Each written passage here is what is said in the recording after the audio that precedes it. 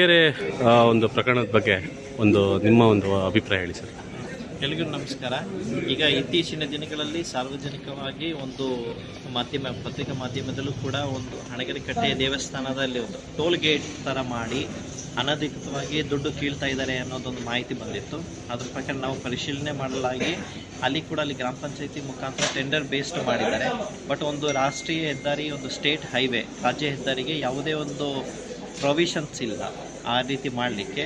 ಆದ್ದರಿಂದ ಈಗ ಕೂಡ ನಾವು ಇಒ ಅವರ ಹತ್ರನೂ ಮಾತಾಡಿ ಸಂಬಂಧಪಟ್ಟ PDO ಅವರ ಹತ್ರನೂ ಹೇಳಿ ಈಗ ತಕ್ಷಣವಾಗಿ ಸ್ಥಗಿತಗೊಳಿಸಿದ್ದೇವೆ ಮತ್ತು ಲೆಟರ್ ಮುಖಾಂತರನೂ ಈ ಕೂಡಲೇ ನಾವು ಸ್ಥಗಿತಗೊಳಿಸ್ತೇವೆ ಅವರಿಂದ ಮಾಹಿತಿಯನ್ನು ಕೇಳಿಕೊಂಡು.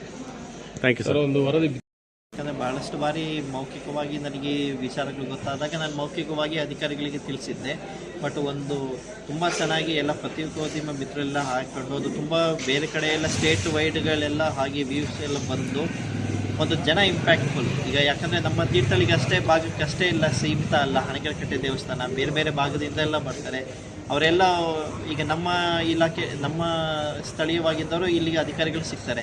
ಬಟ್ ಬೇರೆ ದೂರಗಳಿಂದ ಬರೋಂಥವರಿಗೆ ನಮ್ಮ ಅಧಿಕಾರಿಗಳು ಆನ್ಲೈನ್ ಮುಖಾಮುಖಿ ಭೇಟಿ